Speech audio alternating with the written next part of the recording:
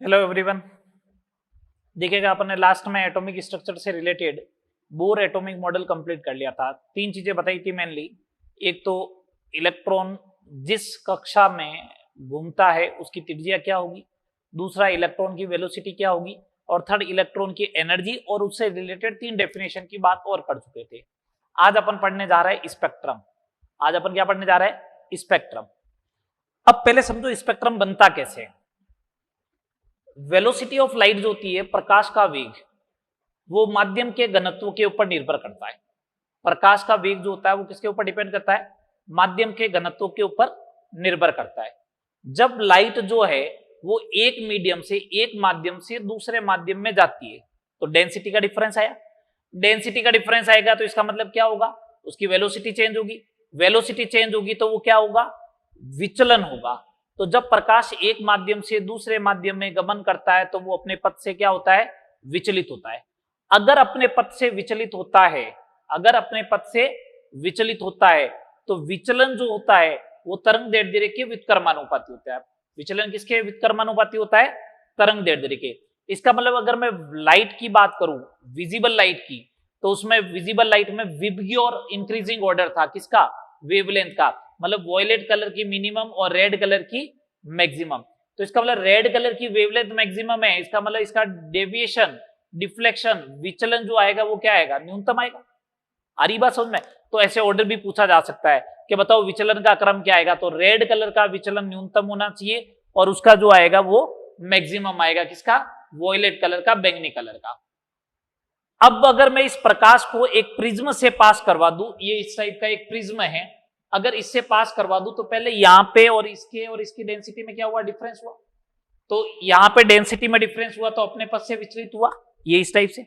और अलग अलग जो है, अलग अलग तरंग दैर्ध्य का अलग अलग विचलन होगा, इसलिए अब लाइट स्प्लिट होनी स्टार्ट हो जाएगी। क्या होना स्टार्ट हो जाएगी?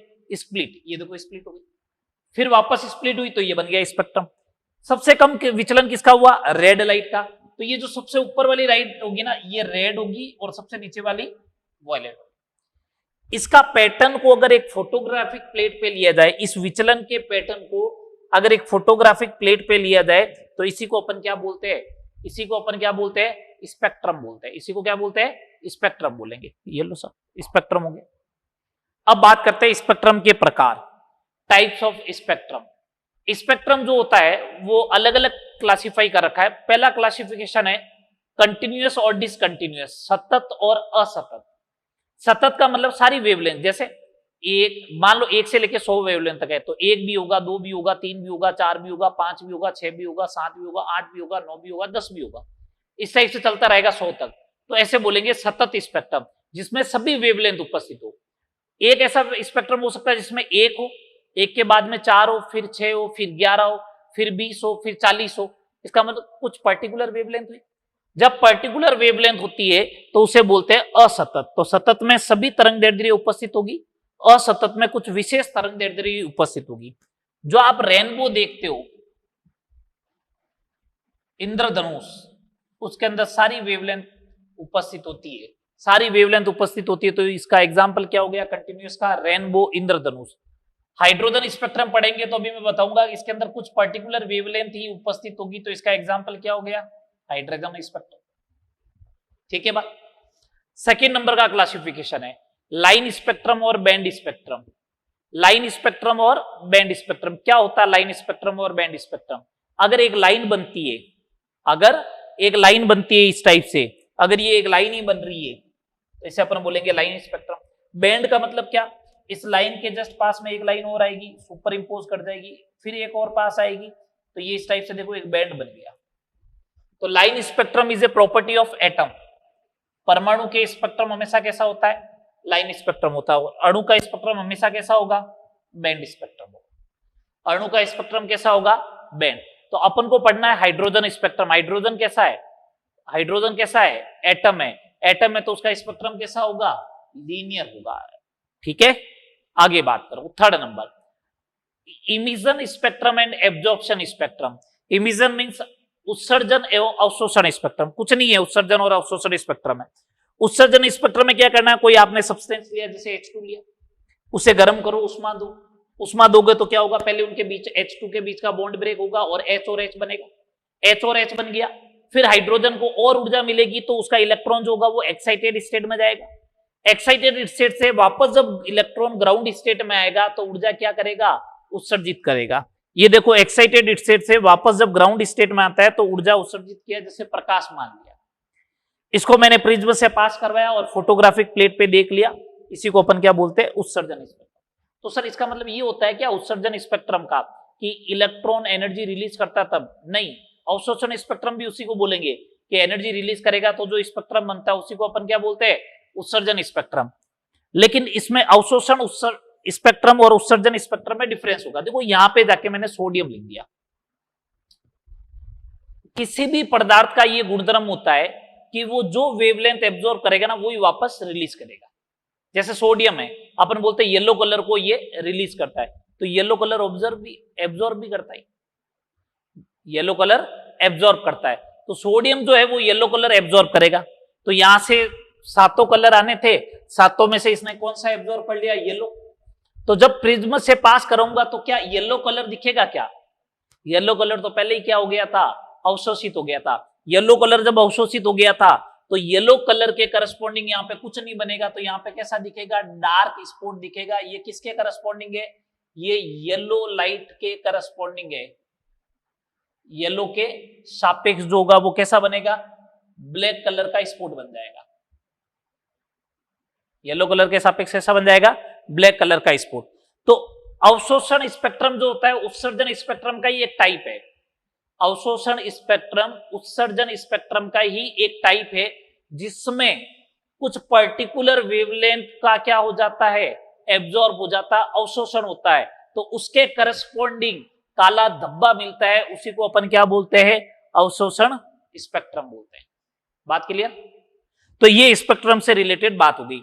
अब अपन जैसे हाइड्रोजन स्पेक्ट्रम पढ़ने वाले हैं तो उसमें एक वेव नंबर का फॉर्मूला आने वाला है, मैं वो पहले डिराइव कर देता हूं।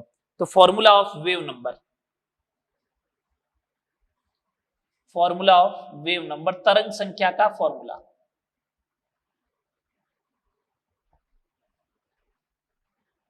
तरंग संख्या का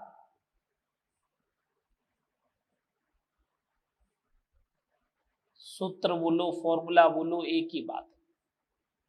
अपन ने एक चीज बोली कि En2 माइनस En1 जो होगा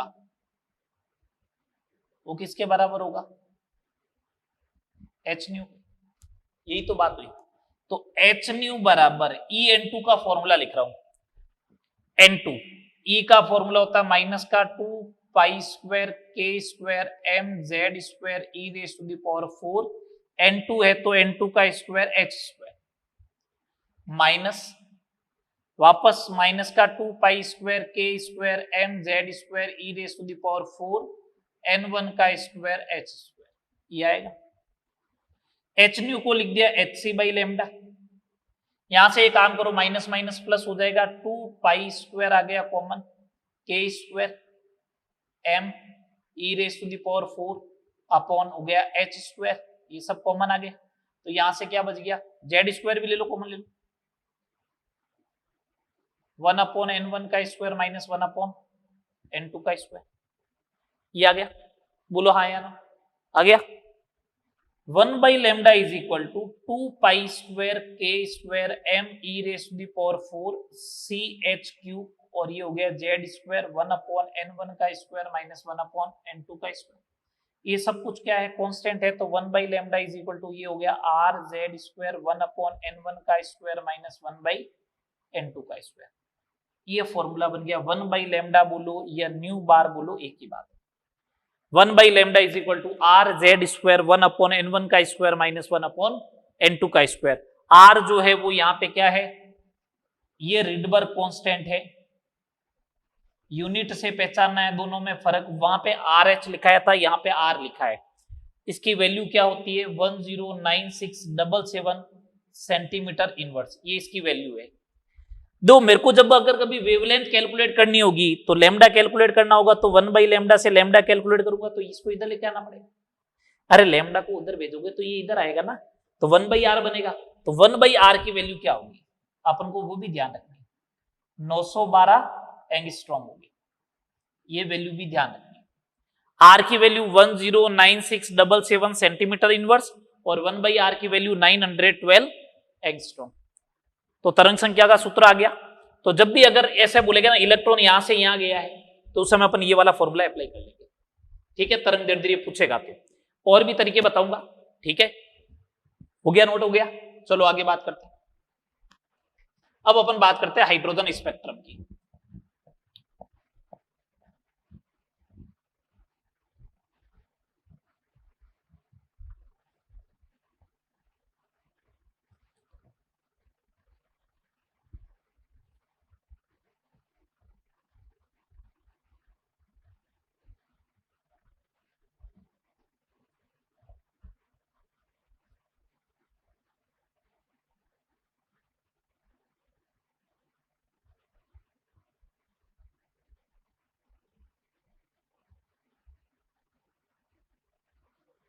अब अपन बात करते हैं हाइड्रोजन स्पेक्ट्रम की।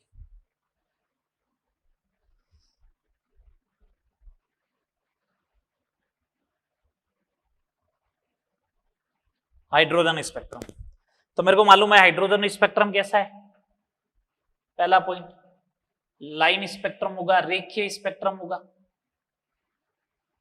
अच्छा, कंटिन्यूअस है या डिसकंटिन्यूअस है? डिसकंटिन्यूअस स्पेक्ट्रम, रेखीय एवं असतत स्पेक्ट्रम।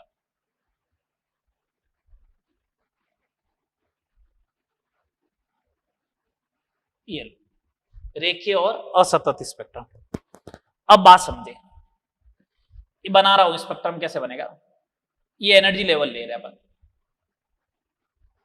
ये n बराबर 1 का लेवल है, ये n बराबर 1, ये सीधा n बराबर 2 है यहां पे, इतना गैप रखा। फिर n बराबर 3 यहां पे, फिर ये n बराबर 4 यहां पे रख दिया, फिर गैप कम किया n बराबर 5, फिर गैप कम किया n बराबर 6 और यहां पे n बराबर इंफिनिटी। ये हो गए। इसका मतलब ये सेकंड नंबर वाला का गैप रहेगा। ये लो, सेकंड ऊर्जा स्तर है, ये थर्ड ऊर्जा स्तर है, ये फोर्थ ऊर्जा स्तर है, ये फिफ्थ ऊर्जा स्तर है और ये सिक्स्थ ऊर्जा स्तर है। ये सही गैप कम क्यों होता गया? देखो, हाइड्रोजन के फर्स्ट सेल में एनर्जी कितनी है? माइनस की 13.6, दूसरे में माइनस की 3.4, तो गैप कितने का आएगा? 10.2 का।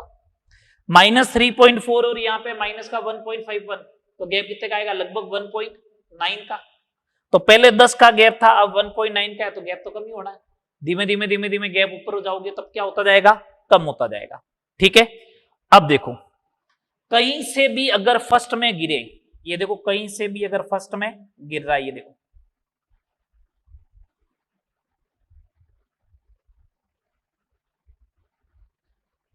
कहीं से भी अगर फर्स्ट में गिरे,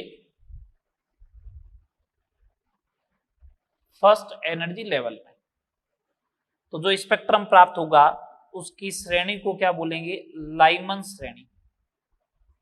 कौन सी सीरीज बोलेंगे? Lyman series. ठीक है, अगर कहीं से भी दूसरे में गिरे, ये लोग कहीं से भी दूसरे में गिरा रहे हैं,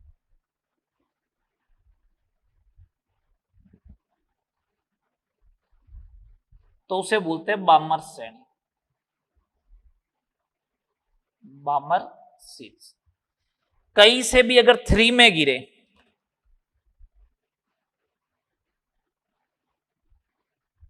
कहीं से भी अगर 3 में गिरे तो लाइमर, बामर, उसके बाद पाशन श्रेणी। कहीं से भी अगर 4 में गिरे,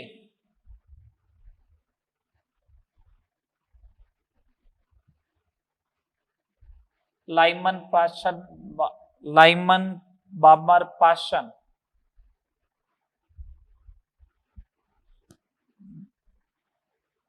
ब्रैकेट श्रेणी। और कहीं से भी अगर 5 में गिर जाए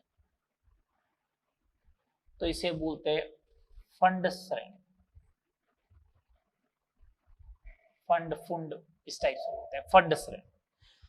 तो लाइमन श्रेणी बनेगी, ब्राह्मण श्रेणी बनेगी, पाशन श्रेणी बनेगी, ब्रैकेट श्रेणी बनेगी और फंड सीरीज बनेगी, ये बनने वाला है। तो हाइड्रोजन स्पेक्ट्रम कैसा, लाइन स्पेक्ट्रम, डिसकंटिन्यूअस स्पेक्ट्रम है, ठीक है। अगर कहीं से भी फर्स्ट वाले में गिरता तो लाइमन, दूसरे एनर्जी लेवल में बामर, तीसरे में पाशन, चौथे में ब्रैकेट और पांचवें में फंड श्रेणी बनेगी, ठीक है। ये पहली लाइन होती है, ये पहली लाइन है। लास्ट वाली लाइन जो होती है वो ये होती है, अनंत से जब गिरे, अनंत से जब गिरेगा तो वो कौन सी श्रेणी, कौन सी लाइन होगी, लास्ट लाइन होगी। जब अनंत से गिरेगा तो कौन सी लाइन होगी, लास्ट लाइन होगी। तो अनंत से गिर रहा है उसको लास्ट लाइन मानते हैं, उसको अपन ये भी बोलते हैं। पहली लाइन जो होगी हमेशा, फर्स्ट लाइन जो होती है वो तो ये होती है, जिसमें गिरना है, ये लो मान लो एन में गिरना है, एन में गिरना, एन बराबर एनर्जी लेवल, तो उससे जस्ट ऊपर वाले से गिरे तो उसे तो बोलते हैं फर्स्ट लाइन। लास्ट लाइन जो होती है जिसे अपन सीरीज लिमिट लाइन भी बोलते हैं, उसके बाद सीरीज खत्म हो जाती है, लिमिट हो जाती है सीरीज की, उसे अपन सीरीज लिमिट लाइन भी बोलते हैं। वो कब, जब इंफिनिटी से कहां पे गिरे, एन में, इंफिनिटी से 1 में गिरे। मैं बस दो श्रेणी को एक्सप्लेन कर रहा हूं, लाइमन और बामर, आपको समझ में आ जाएगा। तो पाशन, ब्रैकेट, फंड इसी टाइप से आपको एक्सप्लेन करना है, ठीक है। जैसे मैं लाइमन सीरीज को एक्सप्लेन कर रहा हूं कि इसकी रेंज क्या आएगी, फर्स्ट लाइन क्या होगी। तो लाइमन सीरीज में अगर n1 की वैल्यू की बात करें अगर अपन कि n1 क्या होगा, तो मैंने कहा n1 तो 1 होगा हमेशा, n2 क्या होगा 2 3 4 इस टाइप से चलता रहेगा, इंफिनिटी तक चलता रहेगा, ठीक है बात। अच्छा चलो अब अपन बात करते हैं, ये तो n1 की वैल्यू होगी, n2 की वैल्यू होगी, मेरे को चाहिए फर्स्ट लाइन। तो फर्स्ट लाइन चाहिए, तो इसका मतलब n2 बराबर होगा 2, इससे गिरेगा n1 बराबर 1 में, ठीक है। एक बात बताओ, ये वाला ऊर्जा गैप जो होगा 2 से 1 में गिरेगा, तो ये कितने का गैप हुआ, 10.2 का, 13.6 से 3.4, 10.2 का। ये वाला गैप बढ़ा ऊर्जा का, ये गैप और बढ़ा, ये गैप और बढ़ा, ये गैप और बढ़ा, ये गैप और बढ़ गया। जब अनंत से पहले में गिरता है तो गैप ऊर्जा का क्या होता है, ज्यादा। ये ऊर्जा का गैप क्या है, न्यूनतम है। अगर ये डेल्टा ई मिनिमम है तो इसका मतलब वेवलेंथ जो आएगी वो क्या आएगी, मैक्सिमम आएगी। तो इस लाइन के करस्पॉन्डिंग लेमडा क्या आएगा, मैक्सिमम आएगा। देखो लेमडा कैलकुलेट करने के दो तरीके मेरे पास, 1 lambda max is equal to, hydrogen के लिए बात चल रही है तो आर जेड स्क्वायर 1 का स्क्वायर 1/n1 का स्क्वायर माइनस 1/n2 का स्क्वायर, ये लो 1 lambda max is equal to R 1 - 1/4 3/4 R.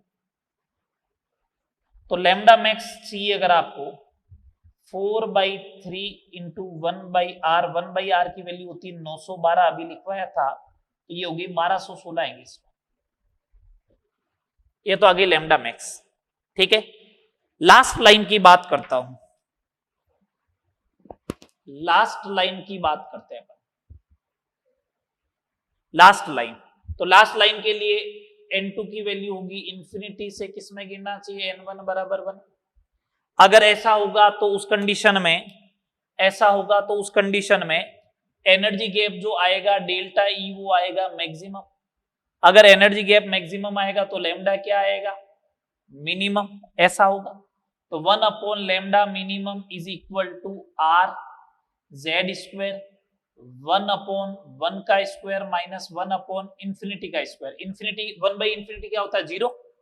तो 1 lambda minimum is equal to R, तो lambda minimum is equal to 1/r, और 1/r की वैल्यू कितनी हो जाएगी 912 एंगस्ट्रॉम। तो 912 एंगस्ट्रॉम से लेके 1216 एंगस्ट्रॉम में आएगा। इसका मतलब इसकी रेंज क्या बनने वाली है, विजिबल की रेंज लिखाई थी मैंने आपको, विजिबल की रेंज लिखाई थी पहले जब इलेक्ट्रोमैग्नेटिक वेव पढ़ाई थी, 3800 से लेके 7600 एंगस्ट्रॉम, तो ये 3800 से कम है। एक्स रेज होता है 1 से लेके 100, एक्सरे कहां से लेके होता है 1 से 100, तो 100 से आगे कौन है अल्ट्रावायलेट पराबैंगनी, 100 से लेके 3800 तक कौन हो गया पराबैंगनी। तो इसका रेंज जो आएगा कौन से क्षेत्र में दिखेगी, तो अल्ट्रावायलेट रीजन में दिखेगी, पराबैंगनी क्षेत्र में दिखनी चाहिए। बोलो समझ में आ रही है बात, किसमें दिखेगी पराबैंगनी क्षेत्र में दिखेगी। एक तो ये बात हो गई। सेकंड नंबर बात सुने, इसको टैकल करने का एक तरीका और है कि आपने ये वेवलेंथ वगैरह कैलकुलेट किया ना, मैं इसका रफली आइडिया देता हूं। सेकंड मेथड क्या है इसका, समझे बात। सेकंड मेथड क्या, मैंने क्या किया, ये हाइड्रोजन के लिए बात है कि फर्स्ट लाइन इसका मतलब दूसरे से पहले माना चाहिए, तो फर्स्ट वाले में एनर्जी है माइनस का 13.6 और सेकंड वाले में एनर्जी कितनी है माइनस का 3.4, तो डेल्टा ई कितना हो गया 10.2 इलेक्ट्रॉन वोल्ट।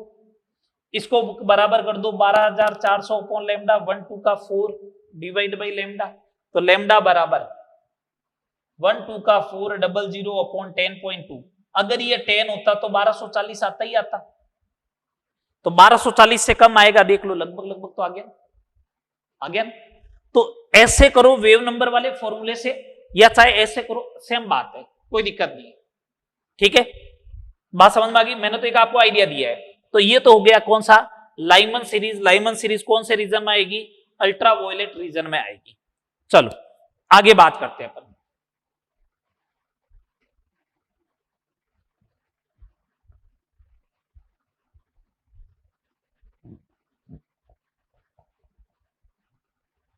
कोई जरूरी नहीं है 1 बाई लेमडा वाले से ही आप लेमडा कैलकुलेट करो, आप एनर्जी वाले कॉन्सेप्ट से भी कर सकते हो, मैंने अभी बता दिया है ना। अब अपन बात करते हैं लाइमन के बाद में बामर सीरीज।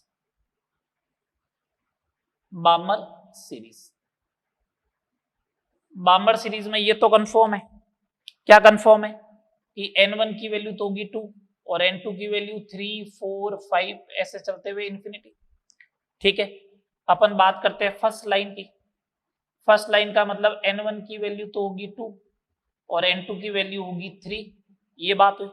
डेल्टा ई होगा मिनिमम, अगर डेल्टा ई मिनिमम होगा तो लेमडा क्या होगा मैक्स, तो 1 by lambda max is equal to, hydrogen के लिए ही बात चल रही, तो आर जेड स्क्वायर 1 का स्क्वायर 1 बाई 2 का स्क्वायर माइनस 1 बाई 3 का स्क्वायर, ये आएगा। तो 1 by lambda max is equal to R 1 by 4 minus 1 by 9 R, ये आ गया 36 5, तो lambda max is equal to 36 by 5 R. इसकी वैल्यू पुट कर दे आप,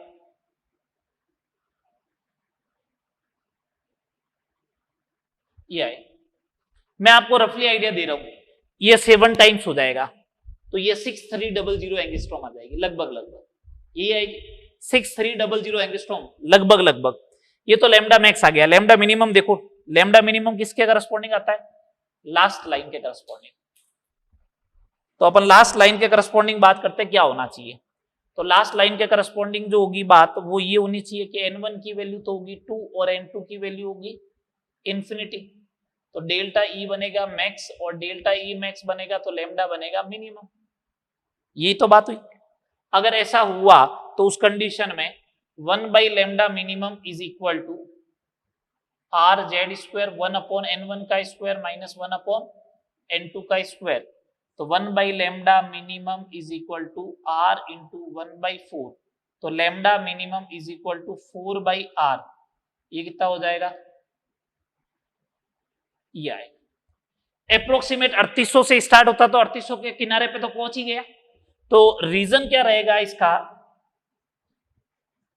विजिबल क्षेत्र में मिलेगी, किसमें मिलेगी, विजिबल रेंज में मिलेगी। कौन से रीजन में मिलेगी, विजिबल में। बात क्लियर। लाइमन हो गई किसमें, अल्ट्रावायलेट में, बामर हो गई विजिबल में। इसके अलावा जो 3 लिखवाई थी, पाशन,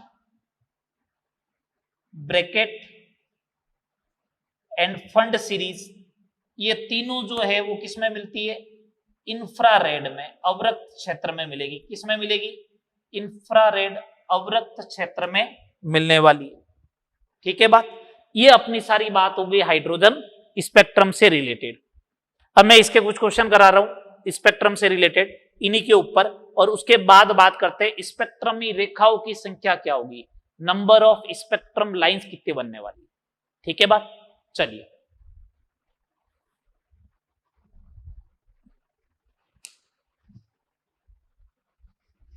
ये डायग्राम तो अभी स्पेक्ट्रम लाइंस में भी काम आने वाला है, इसलिए इसको पढ़ा रहने देते हैं।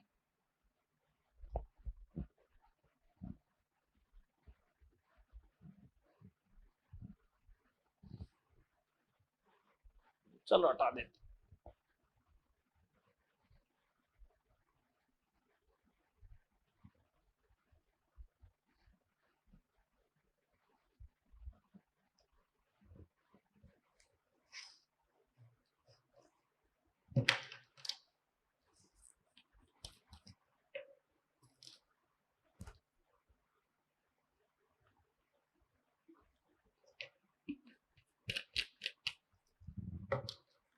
जैसे पहला क्वेश्चन देखिए,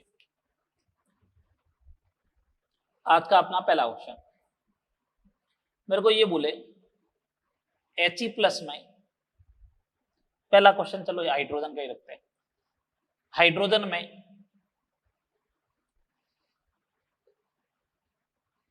लाइमन श्रेणी की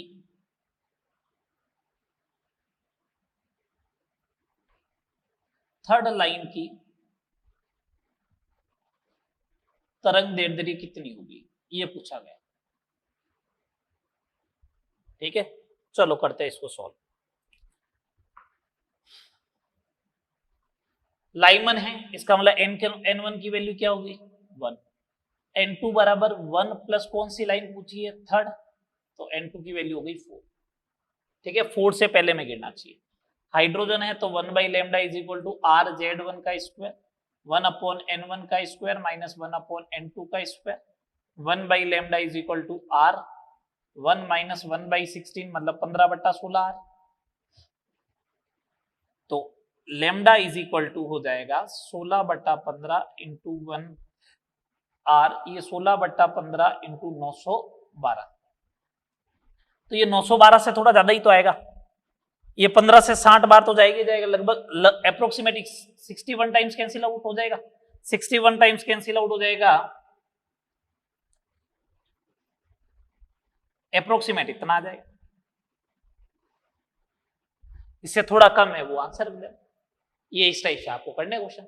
सेकंड नंबर क्वेश्चन देखो, ये तो हाइड्रोजन के लिए था।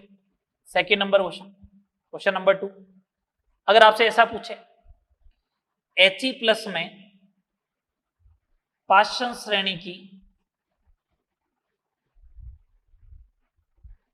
द्वितीय रेखा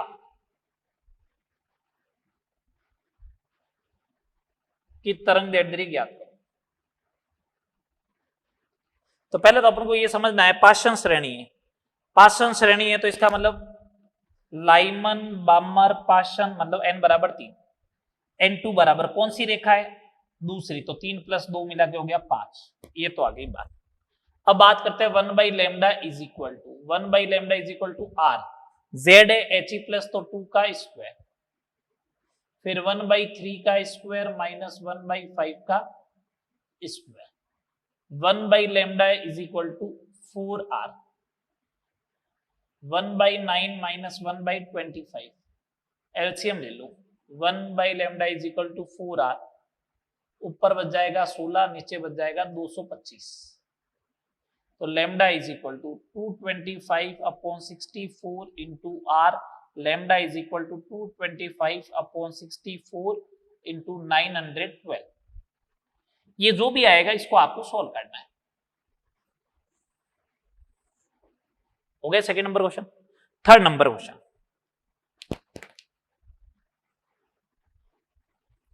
इस साइड से भी पूछा जा सकता है क्या, अगर मान लो ऐसा बोल दे हाइड्रोजन परमाणु में लाइमन श्रेणी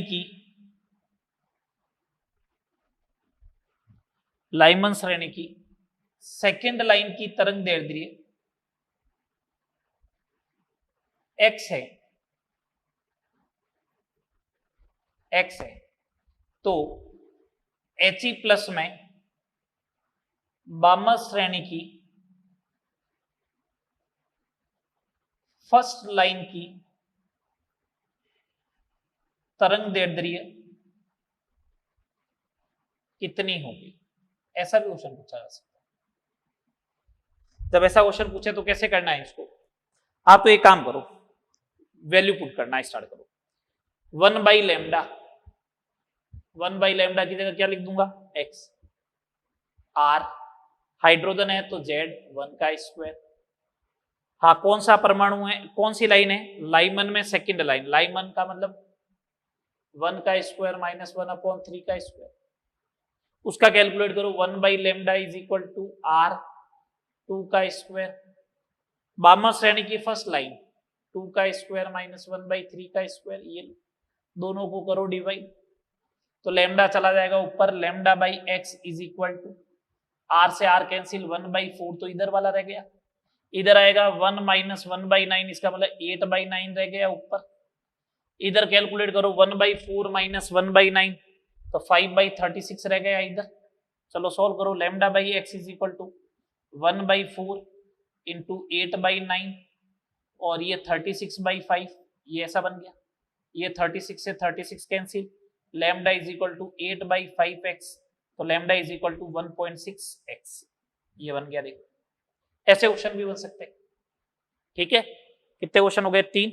आगे देखो, ये क्वेश्चन और लिखा रहा हूं।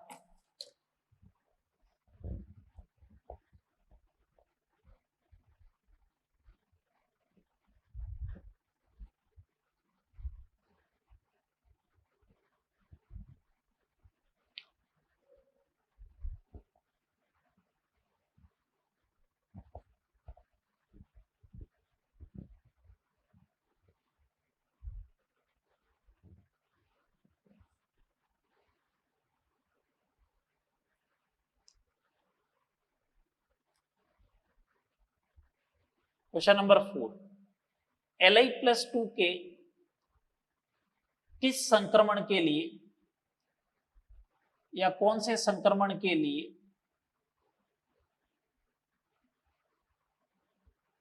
ऊर्जा का मान He+ में n बराबर 4 से n बराबर 2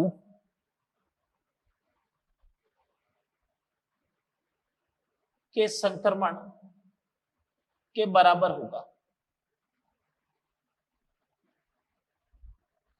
ये बोला गया, ठीक है। अपन से क्वेश्चन क्या पूछा गया कि Li+2 में आपको संक्रमण बताना है, जिसके लिए ऊर्जा का मान जो है वो किसके बराबर हो, He+ में n बराबर 4 से n बराबर 2, n बराबर 4 से n बराबर 2 के संक्रमण के क्या होगा, बराबर होगा। मैंने कहा एक बात बताओ, ऊर्जा का मान बराबर है तो जब E बराबर है तो क्या लैम्डा समान नहीं होगा, क्या होगा ना। और अगर लैम्डा समान होगा तो 1/λ समान नहीं होगा, क्या होगा ना। तो 1/λ दोनों के बराबर कर दो।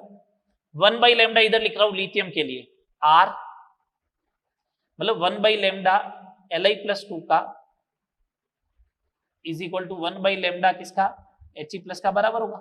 लगाओ बराबर, R(z²) 3 का स्क्वायर, ये मेरे को मालूम नहीं, ज्ञात करना है, तो ये लो, बोलो भैया इधर R2 का स्क्वायर 1/n1 का स्क्वायर, मतलब 1/2 का स्क्वायर माइनस 1/4 का स्क्वायर, R से R कैंसिल, ये हो गया 9, 1/n1 का स्क्वायर माइनस 1/n2 का स्क्वायर, 4, 1/4 माइनस 1/16। एक काम करता हूं, इस 9 को अंदर भेजता हूं, तो इसको ऐसे लिख दूं क्या,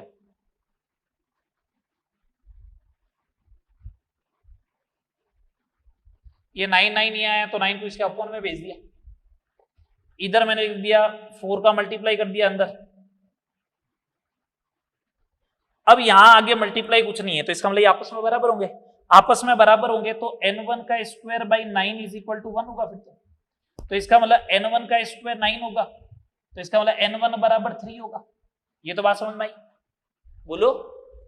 दूसरा n2 square by 9 is equal to हो गया 4, ये 4 के बराबर है। अगर ये 4 के बराबर है तो इसका मतलब n2 बराबर हो जाएगा 6, तो n2 का स्क्वायर आएगा 36, तो n2 की वैल्यू आ जाएगी 6। इस टाइप का क्वेश्चन हो तो देखो ये हो गया सॉल्व। बात क्लियर? बहुत सिंपल सा क्वेश्चन, आपको वैल्यू पुट करके सॉल्व करते जाना आगे, ठीक है? जैसा कहे वैसा करते जाओ। बात क्लियर? 4 क्वेश्चन करवा दिए मैंने स्पेक्ट्रम से रिलेटेड, कर लोगे इस टाइप के क्वेश्चन? बोलो, चले आगे। अब आगे बात करते हैं स्पेक्ट्रम की रेखाओं की संख्या, number of spectrum line, number of spectrum lines, स्पेक्ट्रमी रेखाओं की संख्या।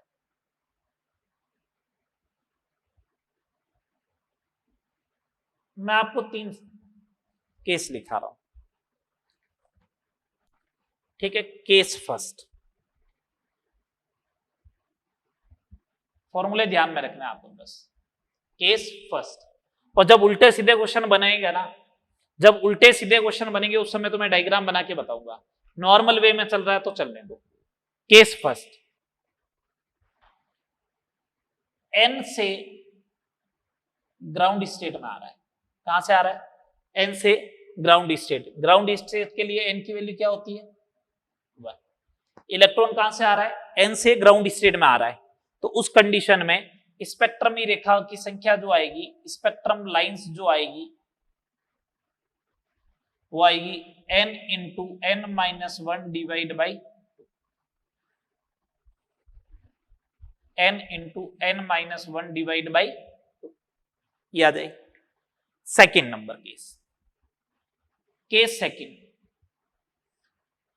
जब इलेक्ट्रॉन n2 से n1 में आ रहा, ग्राउंड स्टेट कोई जरूरी नहीं है, n2 से n1 में आ रहा हो, तो स्पेक्ट्रम लाइन क्या आएगी? तो स्पेक्ट्रम लाइन क्या आएगी? n2 minus n1, n2 minus n1 plus 1 divide by 2, ये स्पेक्ट्रम लाइन्स हो जाएगी। इन दोनों केस में ध्यान रखना, ऐसा लिखा हुआ आएगा, एक हाइड्रोजन सैंपल है। हाइड्रोजन सैंपल का मतलब क्या?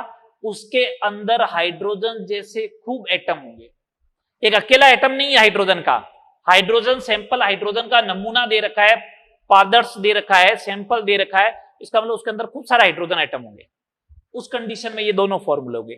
कभी ऐसा बोल दे कि केवल एक हाइड्रोजन एटम है, केस थर्ड, ओनली 1 एटम है, केवल एक ही परमाणु दे रखा है, उस कंडीशन में स्पेक्ट्रम लाइन जो आएगी, स्पेक्ट्रमी रेखाओं की जो संख्या आएगी, वो आएगी n-1 के बराबर, जहां से वो जिसमें जा रहा है। ग्राउंड स्टेट में जा रहा तो n-1 के बराबर, किसी और स्टेट में जा रहा तो n2 माइनस n1 के बराबर हो जाएगा। किसमें हो जाएगा? n2 माइनस n1, n-1 के बराबर आएगा। देखते हैं इसके ऊपर क्वेश्चन, देखते हैं तब समझ में आएगा, सारी बातें क्लियर होगी, ठीक है? जैसे मैंने आपको क्वेश्चन दिया, क्वेश्चन नंबर 5, हाइड्रोजन सैंपल में इलेक्ट्रॉन n बराबर 6 से आद्य अवस्था में आता है, आद्य अवस्था में आता है, तो स्पेक्ट्रमी रेखाओं की संख्या बताइए। तो स्पेक्ट्रमी रेखाओं की संख्या बताइए, ये पूछा गया। तो अपन सीधा लगाएंगे, हाइड्रोजन सैंपल है, n बराबर 6 से आद्य अवस्था, तो n into n-1 divide by 2, n की वैल्यू 6, 6 माइनस 1 डिवाइड बाई 2 कितनी आ जाएगी? 15, ठीक है? अगला क्वेश्चन देखिए, ऐसा बोल दे, हाइड्रोजन सैंपल में इलेक्ट्रॉन n बराबर 5 से n बराबर 2 में आता है,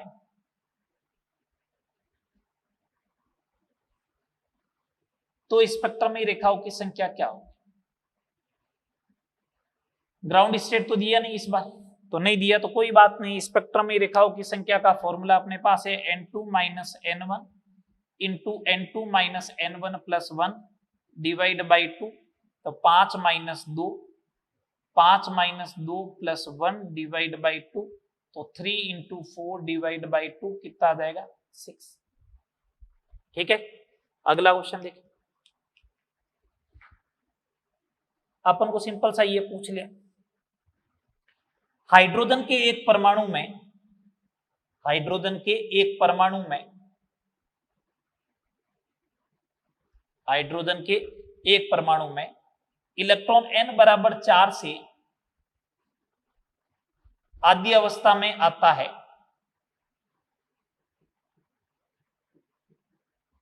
तो स्पेक्ट्रमी रेखाओं की संख्या क्या होगी? स्पेक्ट्रमी रेखाओं की संख्या क्या होगी? मैंने कहा एक ही तो परमाणु है, इस बार एक परमाणु है, उस कंडीशन में स्पेक्ट्रमी रेखाओं की संख्या n-1, इसका मतलब 4-1 कितनी? ये तो सिंपल सिंपल से क्वेश्चन आ गए। ये क्या आ गए? सिंपल सिंपल से क्वेश्चन। और देखो क्वेश्चन कैसे इसके ऊपर बन सकते हैं।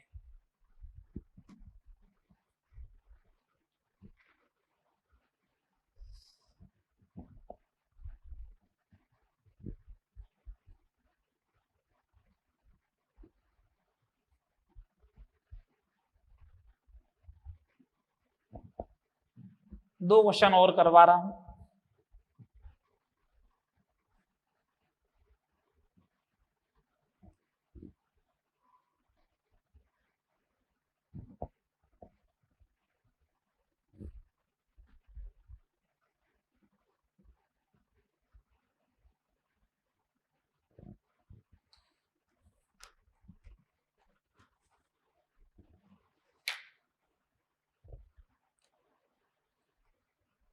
हाँ, नेक्स्ट क्वेश्चन नंबर 8 जैसे अगर ऐसा बोल दे, हाइड्रोजन सैंपल में इलेक्ट्रॉन n बराबर 5 से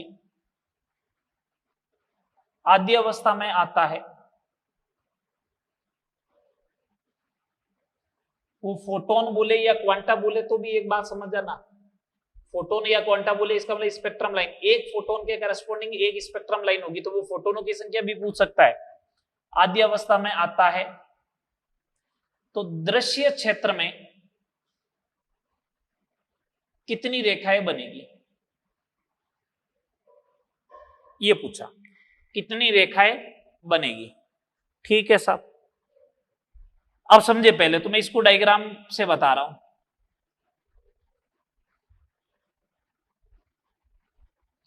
ये n बराबर 1, ये 2, ये 3, ये 4 और ये 5। मेरे को तो एक बात बताओ, 5 से 1 में आएगा तो स्पेक्ट्रम लाइन कितनी बनेगी? 5 इंटू 4 डिवाइड बाई 2 कितनी बनेगी? 10 बनेगी ना। 10 कौन कौन सी? देखो हमेशा ध्यान रखना कैसे बनानी है। 5 से सबसे पहले 1 में भेज दो, 5 से 2 में भेज दो, 5 से 3 में भेज दो, 5 से 4 में भेज दो, तो 5 वाले सारे केस खत्म। फिर भेजो 4 से 1 में, ये लो, फिर 4 से 2 में, फिर 4 से 3 में, ये लो, फिर 3 से भेजो, 3 से 1 में, 3 से 2 में, फिर 2 से 1 में। बस हो गए देखो सारे केस, 1 2 3 4, फिर 5 6 7 8 9 और 10। मेरे को बोला कि बताइए दृश्य क्षेत्र में, दृश्य क्षेत्र का मतलब ये हुआ कि जब n बराबर 2 आएगा, n बराबर 2 में गिरेगा तभी होगा। n बराबर 2 में देखो कितना, 1, ये रही, 2 और 3, कितनी स्पेक्ट्रम लाइन बनी? 3 स्पेक्ट्रम लाइन बनी। कितनी स्पेक्ट्रम लाइन बनी? 3 स्पेक्ट्रम लाइन बनी। ठीक है, आप इसको ऐसे भी कर सकते हो, दृश्य क्षेत्र में गिरना है तो n बराबर 2 में गिरना है, तो 5 से 2 में गिरे, 4 से 2 में गिरे और 3 से 2 में गिरे। डायरेक्ट ऐसे 5 से 2 में गिरे, 4 से 2 में गिरे, 3 से 2 में गिरे, तो 3 ही लाइन बनेगी। अब मेरे को बोले बताओ कि अल्ट्रा वायलेट में कितनी बनेगी, इसका मतलब पहले में गिरनी चाहिए, तो 5 से 1 में गिरे, 4 से 1 में गिरे, 3 से 1 में गिरे, 2 से 1 में गिरे, कितनी लाइनें बनेगी? 4। ये देख लो 4 बनी, 1 2 3 4। समझ में आ गई बात? बोलो। तो जितनी अल्ट्रा वायलेट में बनेगी उससे एक कम किस में बन रही है? दृश्य में। उससे एक कम किस में बनेगी? आगे वाली लाइन में। आगे वाली लाइन कौन सी? लाइमन बामर पाशन में एक कम बनेगी। लाइमन में जितनी बनती है उससे कम बामर में एक, बामर में जितनी बनती है उससे कम एक पाशन में, पाशन से एक कम ब्रैकेट में, ब्रैकेट से एक कम फंड में बनती है। आई बात समझ में? तो लाइमन में 5 बनेगी, अगर लाइमन में 4 बन रही है तो बामर में 3, पार्शन में 2, ब्रैकेट में 1, फंड में 0। समझ में आ गई बात? चलो आगे एक लास्ट क्वेश्चन देखो, चलो यहां तक करो, ठीक है। अब आगे बात करते हैं अपन, ये स्पेक्ट्रम वगैरह सबकी बात हो गई। अब मैं ड्वेल नेचर ऑफ मैटर पे आ रहा हूं, द्रव्य की द्वैत प्रकृति, जिसको एक्सप्लेन डी ब्रोगली ने किया था। हाँ, उससे पहले मैं बात करना चाह रहा हूं कि बोर एटॉमिक मॉडल के ड्रॉबैक क्या थे। पहला, बोर एटॉमिक मॉडल जो है वो only for single electron species के लिए लगेगा। कितने इलेक्ट्रॉन के लिए लगेगा? एक इलेक्ट्रॉन के लिए। अगर सिंगल इलेक्ट्रॉन स्पीसीज के लिए लगेगा, इसका मतलब He+ के लिए एप्लीकेबल है, हाइड्रोजन के लिए एप्लीकेबल है, Li+2 के लिए एप्लीकेबल है, Be+3 के लिए एप्लीकेबल है, ऐसा है। अगर मैं Ne+ बोलूं तो एप्लीकेबल होगा क्या? नहीं। ये क्वेश्चन इस साल जेई ये नीट के अंदर क्वेश्चन आया था 2020 में, फिजिक्स में पूछा गया था कि बोर एटॉमिक मॉडल किसके लिए एप्लीकेबल नहीं है, तो उसने बोला था Ne+, नहीं है पॉसिबल। आई बात समझ में? सेकेंड नंबर, ये हाइड्रोजन स्पेक्ट्रम को जब अपन इलेक्ट्रिक फील्ड और मैग्नेटिक फील्ड में रखते हैं, किसमें रखते हैं? इलेक्ट्रिक फील्ड और मैग्नेटिक फील्ड। हाइड्रोजन स्पेक्ट्रम को जब अपन electric field, strong electric field और मैग्नेटिक फील्ड में अगर देखते हैं, तो एक स्पेक्ट्रमी रेखा जो होती है वो सूक्ष्म रेखाओं में विभक्त होने लगती है, मतलब लाइनों की क्या होती है? स्प्लिटिंग होने लगती है। एक रेखा जो होगी वो 2 लाइन में बढ़ जाएगी, इस टाइप से बढ़ती जाएगी। इस स्प्लिटिंग को अपन क्या बोलते हैं? अगर मैग्नेटिक फील्ड में स्प्लिटिंग होती है तो इसे बोलते हैं जीमान इफेक्ट। जीमन नहीं है, जीमान। और यहां होता है तो उसको बोलते हैं स्टार्क इफेक्ट। इलेक्ट्रिक फील्ड में बोलते हैं स्टार्क इफेक्ट और मैग्नेटिक फील्ड में बोलते हैं जीमान इफेक्ट। बात क्लियर सारी? ओके, चलो अब अपन बात करते हैं ड्वेल नेचर ऑफ मैटर के बारे में। ड्वेल नेचर ऑफ मैटर के बारे में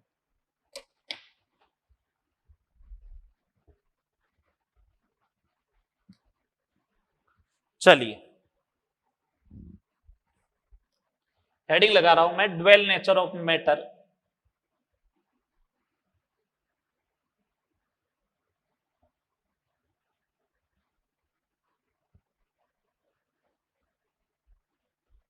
द्रव्य की द्वैत प्रकृति।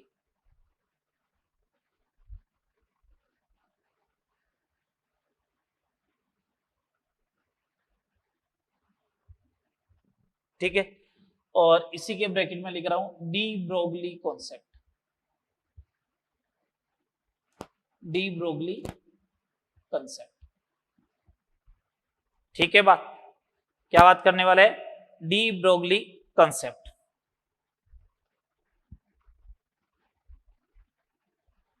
चलिए, डी ब्रोगली का सिद्धांत क्या है? जैसे मैंने आपको पहले लिखाया था इलेक्ट्रोमैग्नेटिक वेव स्टार्ट करने से पहले कि प्रकाश जो होता है वो द्वैत प्रकृति प्रदर्शित करता है। कौन कौन सी? कण और दूसरा तरंग। पहला कण, दूसरा तरंग। कण प्रकृति होती है तो उसका क्या होता है? संवेग होता है। तरंग प्रकृति होती है तो उसका क्या होता है? वेवलेंथ होती है। तो डी ब्रोगली ने बोला कि जिस टाइप से प्रकाश द्वैत प्रकृति प्रदर्शित करता है उसी टाइप से द्रव्य मैटर जो होता है वो भी क्या शो करता है? द्वैत प्रकृति। जैसे अगर अपन इंसान हैं तो अपने साथ भी 2 गुणधर्म है, अपन द्रव्य है, matter is anything that has mass and occupy space. तो अपन द्रव्य है तो अपने साथ भी ड्वेल नेचर है। कौन कौन सा? मोमेंटम का, वो तो अपने पास है कि अपने पास वेलोसिटी है, मास है, तो मोमेंटम होगा। और दूसरा होता है वेव। वेव का मतलब जैसे अपन चलेंगे ना तो अपने पीछे ऐसे वेव बनती है। तो सर बनती है तो फिर दिखती क्यों नहीं है? तो इसने ये बोला कि जिसका अगर कण प्रकृति ज्यादा होती है उसकी तरंग प्रकृति कम होती है, और जिसकी तरंग प्रकृति ज्यादा होगी उसकी कण प्रकृति क्या हो जाएगी? कम हो जाएगी। इसका मतलब ये हो गया कि कण प्रकृति और तरंग प्रकृति एक दूसरे के क्या होगी? व्युत्क्रमानुपाती होगी। जिसकी कण प्रकृति ज्यादा उसकी तरंग प्रकृति कम, और जिसकी तरंग प्रकृति ज्यादा उसकी कण प्रकृति कम। इसका मतलब एक दूसरे के व्युत्क्रमानुपाती। तो क्या बोला इसने? प्रकाश की तरह द्रव्य भी द्वैत व्यवहार प्रदर्शित करता है।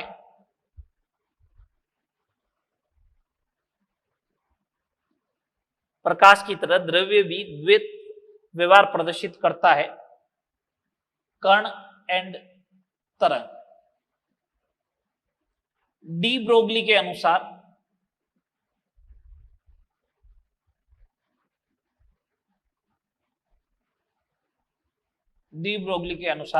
द्रव्य के साथ जो तरंग होगी उसे बोलेंगे द्रव्य तरंग।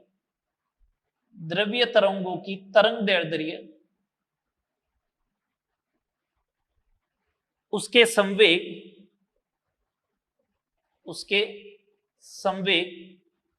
के व्युत्क्रमानुपाती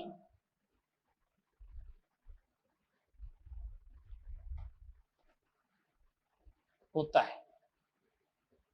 लैम्डा जो होगा वो इनवर्सली प्रोपोर्शनल टू होगा उसके संवेग के। तो lambda is equal to h upon p। h क्या प्लांक कांस्टेंट, p क्या संवेग, लैम्डा क्या डी ब्रोगली तरंग दैर्ध्य। डी ब्रोगली तरंग दैर्ध्य, h प्लांक नियतांक वैल्यू मालूम ही है ना। अगला क्या P क्या संवेग। अब देखना मैं एक फॉर्मूला लिखने वाला हूं, समझे बात को।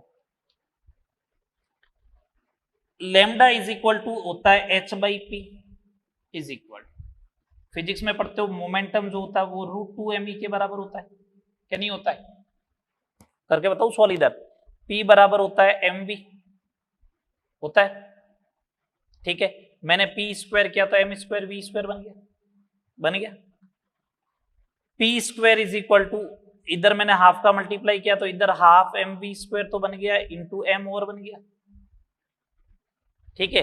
तो ये काइनेटिक एनर्जी बन गई, तो P स्क्वायर बराबर 2m और ये बन गया E, तो P की जगह आ जाएगा √2m, ये लिखा मैं, ठीक है। ये एनर्जी हो गई। अब एनर्जी को मालूम है अगर वोल्टेज में कन्वर्ट करना है तो चार्ज का मल्टीप्लाई कर दो Q इंटू V, ये E हो जाएगी उसकी गतिज ऊर्जा काइनेटिक एनर्जी, ये V हो जाएगा विभवांतर जिससे उसको क्या किया गया है, त्वरित किया गया। बस ये आपको फॉर्मूला पुट कर दें, जैसा दे रखा है उसी के अकॉर्डिंग अपन क्या करते जाएंगे, फॉर्मूले पुट करते जाएंगे। बोलो ठीक है बात, क्या नहीं? ठीक है ना। 8 क्वेश्चन करवा दिए थे, अब आगे देखिए इसके क्वेश्चन नंबर 9 से करवा रहे हैं इनमें।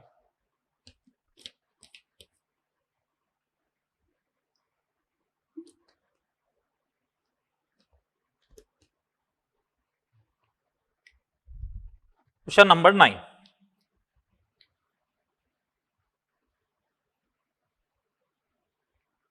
Lambda of de Broglie B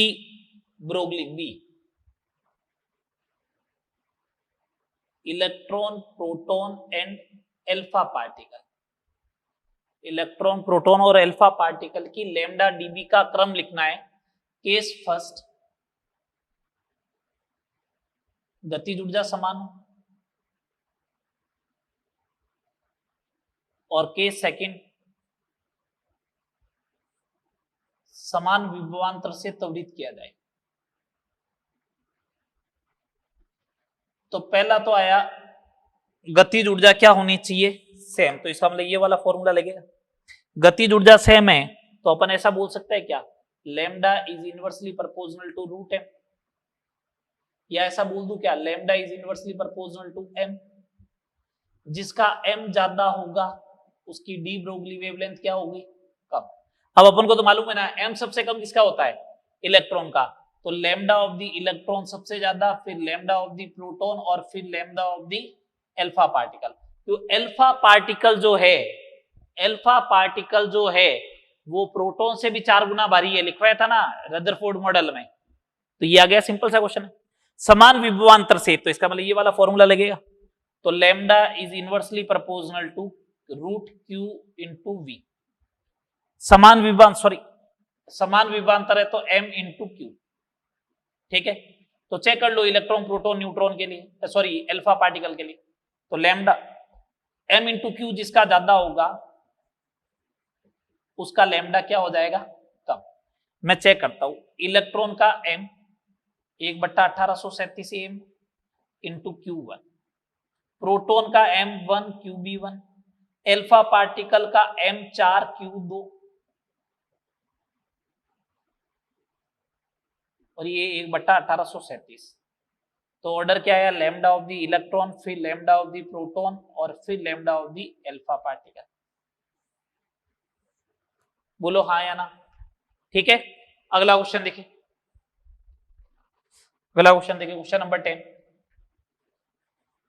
lambda of the proton upon lambda of the alpha particle de Broglie की है, ये क्या होगा, इसकी वैल्यू क्या होगी यदि अल्फा कण एवं प्रोटॉन की गतिज ऊर्जाएं समान। अगर गतिज ऊर्जा समान होगी तो गतिज ऊर्जा समान होगी, इसका मतलब ये वाला फॉर्मूला लगना चाहिए। तो इसका मतलब ऐसा होगा, lambda of the proton upon lambda of the alpha particle, mass of the alpha particle upon mass of the proton. Mass of the alpha particle 4 गुना होता है तो आएगा 2, तो lambda of the proton is equal to 2 times lambda of the alpha. बोलो, चले आगे, ये क्वेश्चन नंबर 10 हो गया। आगे बात करते हैं,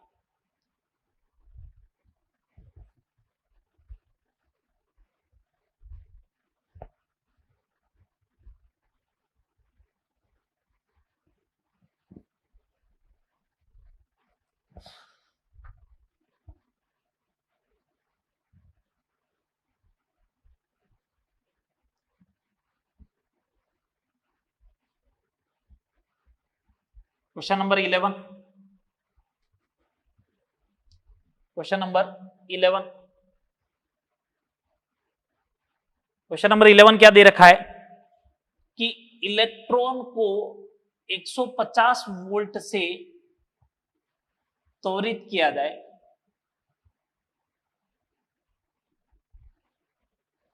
तो इससे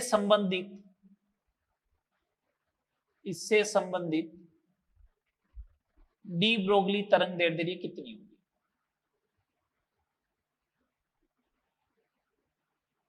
ये अपन से पूछा गया।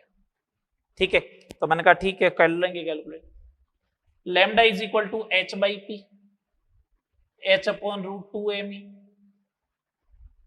h upon root 2 M Q into V. दो इलेक्ट्रॉन का मास फिक्स है, क्यू फिक्स है, h फिक्स है, ये 2 फिक्स है। और इलेक्ट्रॉन इतना इंपॉर्टेंट है जिसकी कोई हद नहीं है डी ब्रोगली वेवलेंथ में।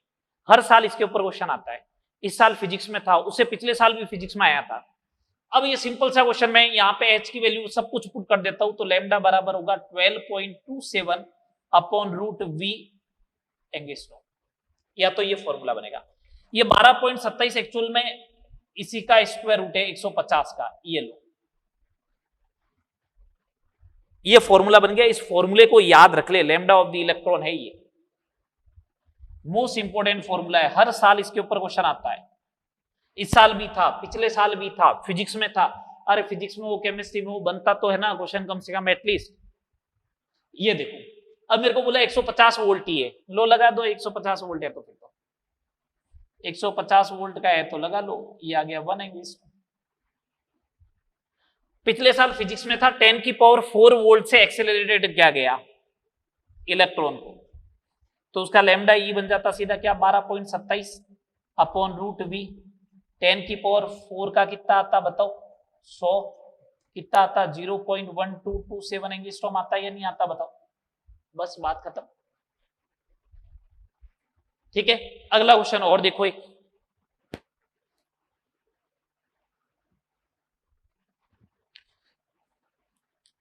Question number 12।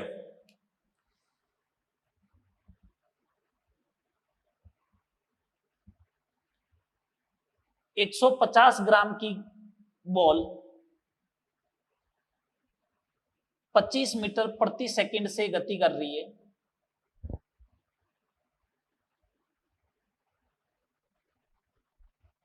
तो इससे संबंधित